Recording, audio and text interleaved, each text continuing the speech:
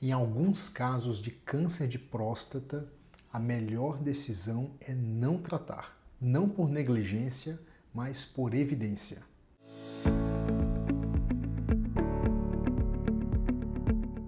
Olá, sou o Dr. Tiago Mourão, eu sou urologista e uro-oncologista aqui em São Paulo. Existem situações onde nós encontramos um paradoxo aqui na uro-oncologia. É de quando o paciente recebe o diagnóstico de um câncer de próstata, mas que é recomendado não tratar naquele momento inicial.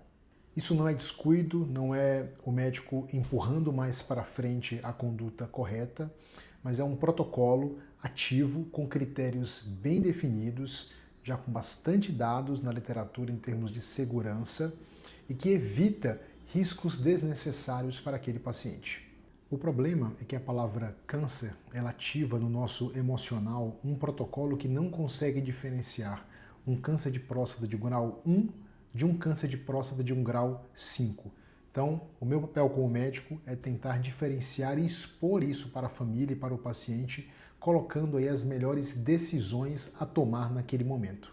Então, nesse vídeo, eu vou explicar o que é a vigilância ativa, para quem ela é indicada, como que é feita esse protocolo e, principalmente, naqueles pacientes que estão em vigilância ativa, quando que, eventualmente, é o momento de sair do protocolo de vigilância e tomar a decisão de fazer uma terapia definitiva. Eu acompanho pacientes com vigilância ativa já há vários anos e o momento que mais marca a atenção não é nem o diagnóstico inicial, mas ali o das primeiras revisões. Naquele período de alguns meses, alguns pacientes acabam ficando muito ansiosos, já chegaram a ver diferentes relatos na internet ou com conhecidos sobre eventuais progressões da doença, e aquilo gera muito ansiedade e acaba vindo à tona o questionamento: será que eu agi corretamente em não operar em um primeiro momento? Então essa é uma dúvida que é muito importante de parar e discutir com a pessoa. Então, primeiro, uma distinção muito clara. O que é vigilância ativa? Então é importante diferenciar a vigilância ativa, que na língua inglesa tem o termo de Active Surveillance, de um outro protocolo chamado de Watchful Waiting, que é uma observação vigilante. Embora os dois termos sejam muito semelhantes, eles estão relacionados a condutas completamente distintas. Enquanto na vigilância ativa, nós realizamos para pacientes que sim estão ali em busca de cura, é um protocolo ativo. Aquele paciente, em qualquer tipo de situação que demonstre uma doença mais significativa, aquele paciente será abordado e tomado uma definição para uma terapia com intenção curativa. O outro termo, a observação vigilante, ou watchful waiting, este já é um protocolo paliativo, geralmente para pacientes com idade mais avançada ou com muitos outros problemas de saúde e que eventualmente estão com câncer não clinicamente sem sintomas e que, pelos riscos dos tratamentos, é optado por se tomar uma conduta apenas numa situação de sintomas clínicos evidentes. A lógica é que um câncer de próstata de baixo risco, ou particularmente de muito baixo risco, que é o de um grau 1, em poucos fragmentos evidenciados, sem lesões aparentes nos exames de imagem, esses tumores eles não têm uma agressividade evidente. E já existem diversos estudos com muitas décadas de segmento em que a mortalidade, a morte por câncer nesses pacientes, quando se compara aqueles que foram submetidos a algum tratamento, seja ele cirurgia, radioterapia, para daqueles que ficaram somente em um monitoramento, não existe uma diferença significativa. Então, tratar todos de um modo igual significa a gente acabar expondo uma parcela dessas pessoas, essas pessoas com tumores de muito baixo risco, a riscos dos tratamentos existentes. Então, como eu falei, a vigilância ativa ela não é para todos os pacientes com câncer de próstata, mas existem uma série de protocolos na literatura internacional de diversos centros oncológicos do mundo todo e que abordam esses critérios como sendo aqueles pacientes com um tumor de grau 1, também conhecido como Gleason 3+3. Esses tumores são os considerados de baixo risco. E se somado a isso eu tiver ainda pequena parcela dos fragmentos da biópsia positivo, por exemplo, 2 ou no máximo 3 fragmentos, esse paciente ele é considerado de muito baixo risco, quando apenas um percentual daqueles fragmentos tem esse tumor evidente. Existem, inclusive, alguns protocolos que até consideram pacientes com pouquíssimos fragmentos de grau 2 em uma parcela apenas desses fragmentos, eles também, eventualmente, quando muito bem selecionados, até poderiam entrar num protocolo de vigilância ativa, embora não seja o habitual. O habitual são aqueles pacientes apenas de grau 1.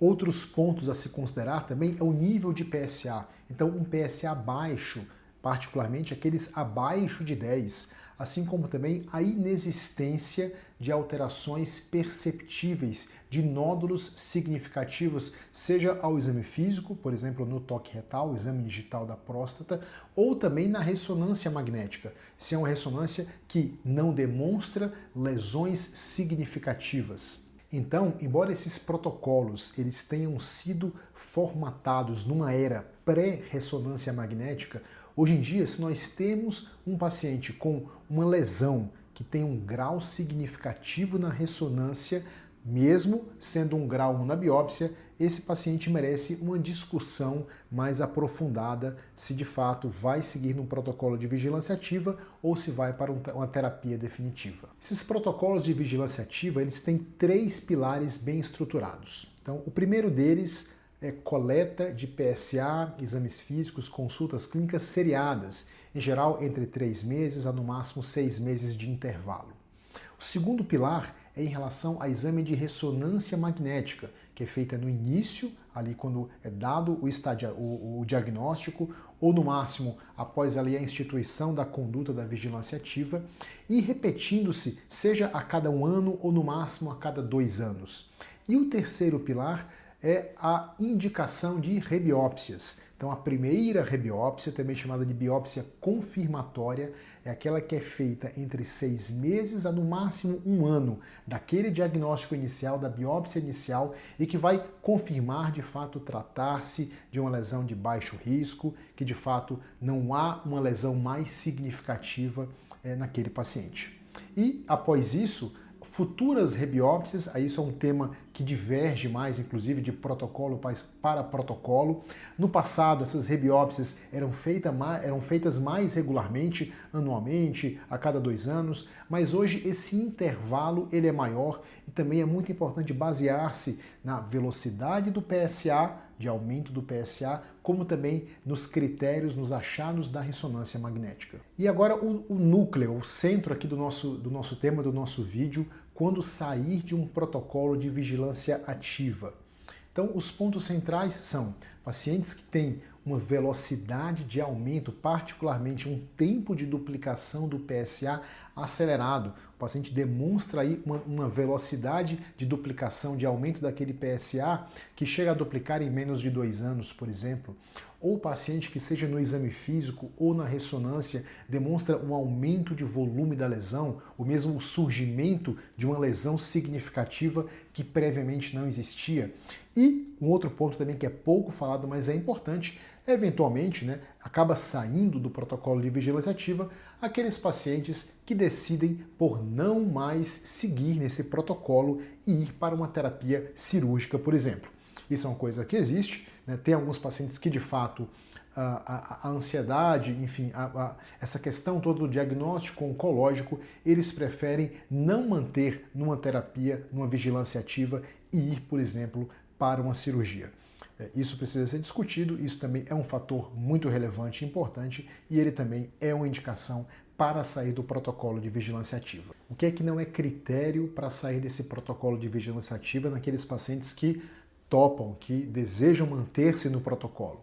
Pequenas oscilações, então elevações discretas do PSA, elevações leves, eventualmente uma rebiópsia com um pequeno número de fragmentos a mais, um percentual um pouco maior, até mesmo um pequeno percentual de um fragmento com grau 2, isso a princípio não impede que o paciente mantenha-se num protocolo de vigilância ativa.